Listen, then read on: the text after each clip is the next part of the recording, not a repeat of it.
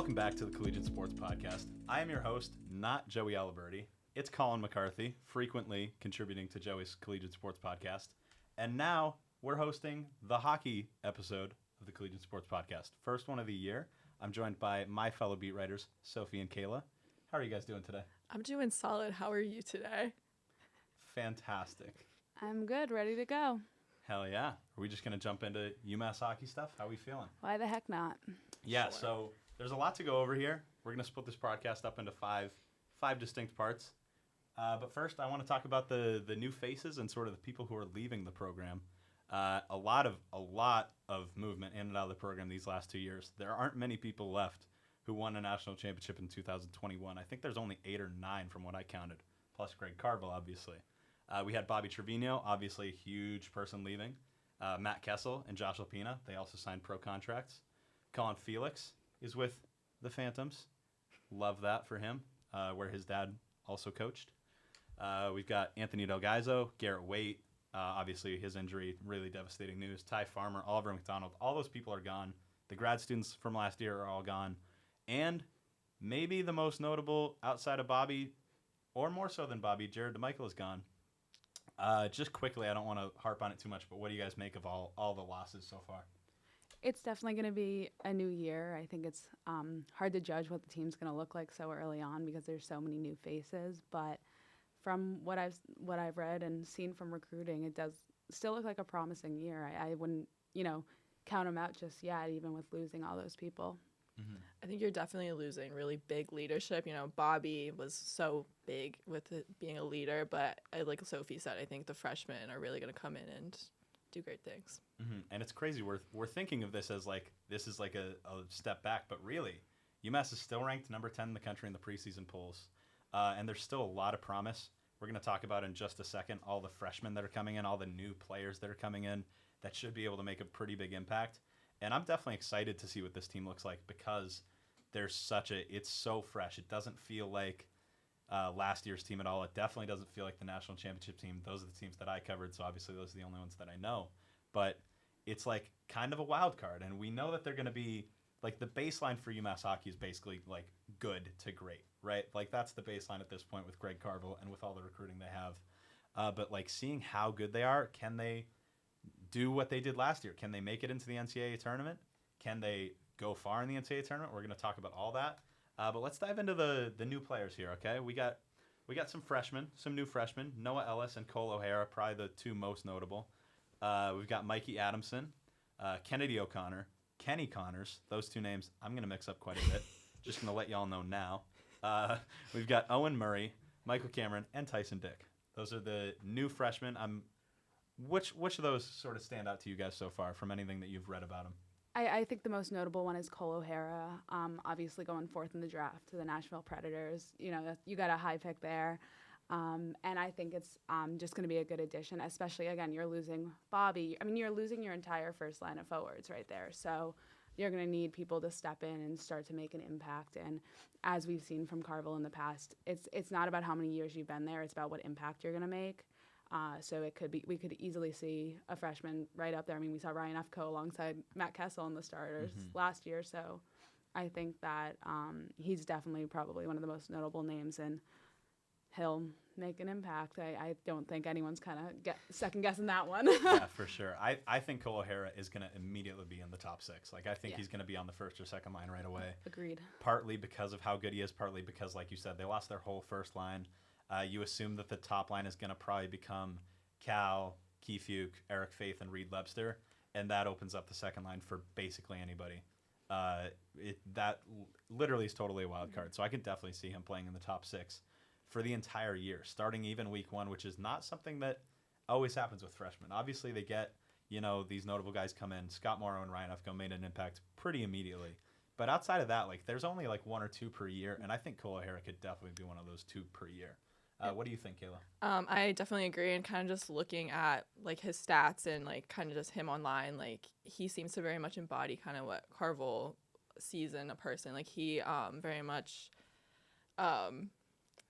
took time with his development, and he did what was best for him, and I think that's something that Carville loves to see. He also said prior to the season that OHara clearly has size and can skate, which he said about a lot of players, but when he says someone can skate, like, he doesn't just mean the basics. He said that about a lot of guys in his program, and we've seen a lot of those guys have success.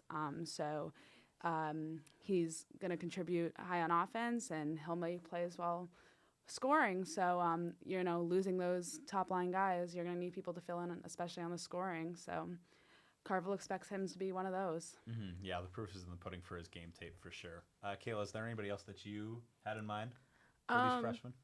I think Noah Ellis, he seems pretty good just from, like, with his last season with the Lumberjacks, he logged 32 points, and that was with 8 goals and 25 assists, so he's definitely going to be a playmaker and make an impact early on. Mm-hmm. Definitely going to add to the back end a lot. Obviously, their back end is always good, which is great to have freshmen coming into a back end that's already well established, but obviously you do lose a couple pretty key back end guys, Colin Felix, Ty Farmer, and Matt Kessel. So there's spaces for these younger guys to come in.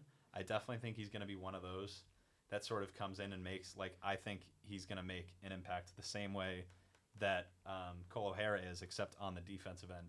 Definitely a good call there. Yeah. And then I think also Kennedy O'Connor is probably going to make a lot of plays. He's not as notable as the other two that we've already talked about. But like I said, 3 spots in the defense. I think he's almost a lock to fill one of them. He seems super impressive to me from what I've seen in his tape and what I've heard about him. Definitely seems like another guy that they're gonna be able to add in, maybe pair him along like Aaron Bollinger or something to get him like up to speed. But the back end is going to be, I think, really good once again. It's going to be super young, but the playmaking ability and just the level of talent they have there is like unmatched to me. I think he's a lot of heart for UMass, too. I mean, he's a local kid. He's from Springfield. His dad played for UMass. So right there, you have that family connection that's going to make him want to succeed. At UMass specifically, the main thing for him is just going to be staying out of that penalty box. He had 101 minutes, was it last year? Yep.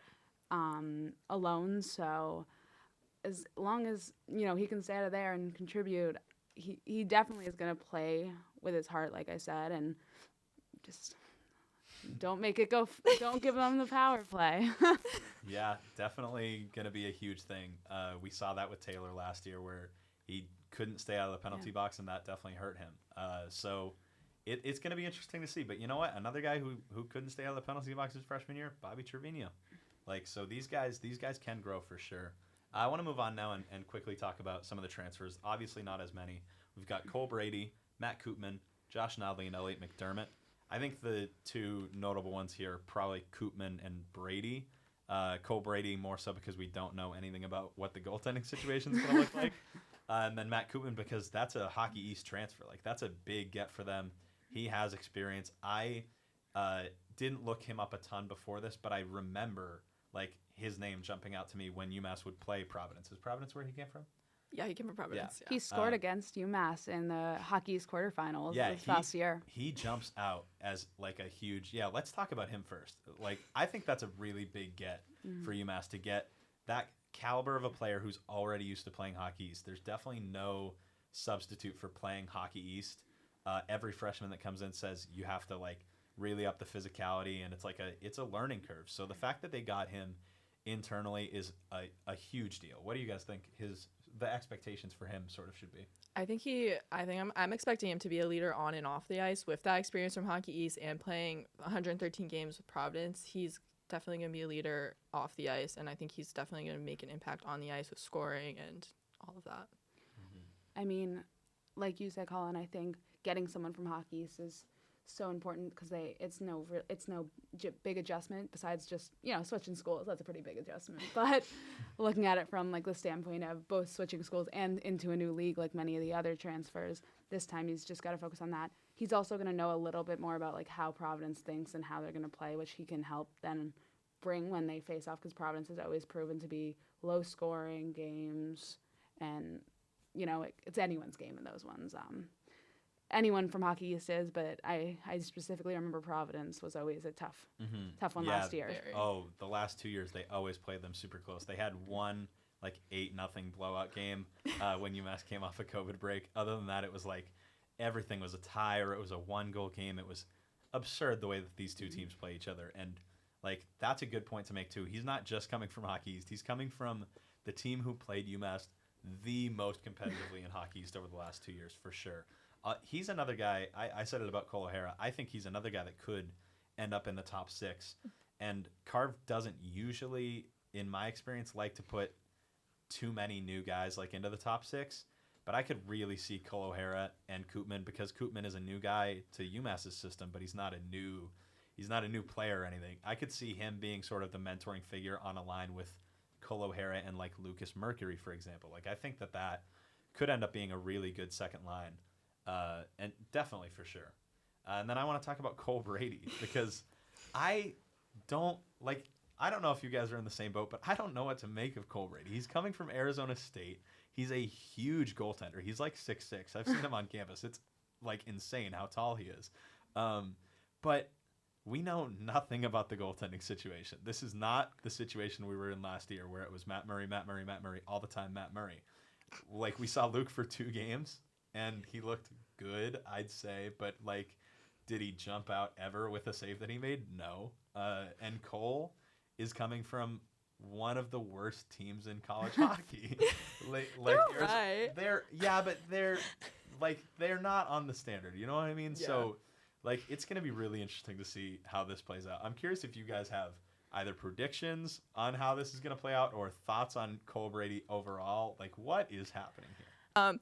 Looking at Cole Brady, I was looking at his stats from Arizona State, and UMass is playing Denver, and Cole Brady played Denver and allowed 8 goals in his first game against Denver. So, I don't know. I think Luke might look like a better option in that area. But I just think it's so hard to tell right now. I mean, like Greg Carvel will never give anything away about the goaltending situation, and we could see something where it's switching off. At least in the first few games, I wouldn't be surprised if no exact starters named, and we're seeing a little bit of Cole Brady. We're seeing Luke. We're seeing, we might even see having Graham getting his shot and goal. Like, I don't think he's going to give everyone that fair chance right off the bat in those early games before he makes something, because losing Matt Murray after so many years was a huge loss that I think changes the entire look of the defensive end for UMass, and that's like where you have to start before you can even look to advance further in the field. Absolutely. Ice. I have a very specific prediction to make about Cole Brady, and Let's hear it. Luke Pavicic as should be well. scared. I think that they are going to, I obviously think they're going to play exactly 50-50 in the scrimmage on October 1st. And then I think that Luke is going to start at AIC and probably play the whole game. And I think he's going to start the first Denver game. And then I think that first Denver game is going to be the feeler. If UMass gets really outplayed or if Luke plays bad, they might make the switch to Cole for the second game just to see the look of both of them. But I think that I agree with you, Kayla. I think that Luke probably has the upper hand right now, even though he's less experienced. So I would say that I think Luke will probably start the first 2 games, and they're going to play it by ear. If he has an out-of-his-mind game against Denver that first game, that might win him the job for, like, the season or for, like, an extended period of time, because it really is that up in the air right now. And I don't know. Like, I still don't know what to make of it, but that is my super specific prediction. I just want to jump in. You have to think about the culture of UMass hockey. I mean, Matt Murray fit that to a T throughout his years playing for UMass. And even though it was only a year, you have Luke, who had the opportunity to play as a backup for Matt Murray and learn from him and get to play alongside him. So I think, once again, that's another huge upper hand to have, because you know how he's regarded how Matt Murray is regarded on the team. So having someone who maybe knows his style of play, who's learned something from him, and it's going to be a huge opportunity for Luke to build upon and use to his advantage. Well, and I remember against LIU, after Luke played that, he had a pretty good game. Carve said, Luke's gaining my trust, and I think that's only going to grow this year. Absolutely. I want to talk quickly about the 2 new coaches UMass hired before we move on to our next segment here. We've got Tom Upton and Jacob Pritchard, 2 distinctly different people. Tom Upton is a USHL guy, huge in the USHL, so that's a big get for them recruiting-wise. Obviously, Ben Barr and Jared DeMichael are incredible recruiters, so losing them each of the last 2 seasons losing both of them is huge. And Carve needed to replace it. He obviously went out and did that. Jacob Pritchard, though, I don't know what to make of his recruiting aspects of his game. I think he's there more for personal trust and for like his hockey experience because he played for Carvel for I believe 5 years. I believe he played 4 at St. Lawrence and then took a grad year at UMass. So he has the tenure with Greg Carvel that goes back a long time. Greg loves the guys that he can trust. He loves being around guys that he can trust, and Jacob certainly fits that bill. I'm curious just you guys' quick-hitting thoughts on those two hires. I think for, at least with Jacob Pritchard, one of the things you're saying, he has a huge level of trust. Carvel always preaches that he likes the guys who stay around longer, who develop themselves and learn the game before, like, trying to move up. And with Jacob coming to play his 5th year at UMass is right there what Carvel always preaches and talks about. So I think that's going to contribute a lot to why he has so much trust in him. But I think that Tom Upton is a really incredible like get on the coaches in front, and I'm excited to see what happens. And so, well, with Pritchard, he has that experience in Hockey East. I think Hockey East is a hard division to play in, and having that experience and like being able to coach the players with the Hockey East is really important. Tom Upton, like Sophie said, he's really just a really good hire. He, just being a GM and head coach in the USHL and even coaching a few times in the AHL, he really has that experience that UMass needs. Mm-hmm. Could not agree more. I think that's a really good way to fill out the coaching tree with Carvel. Carvel obviously being the mastermind. Tom is going to be a really good go-to in terms of his experience and his recruiting. Jacob is that sort of younger guy. He can resonate with the players, I think, a little better, and he has that experience too. I think that's a really, really good coaching career by him established.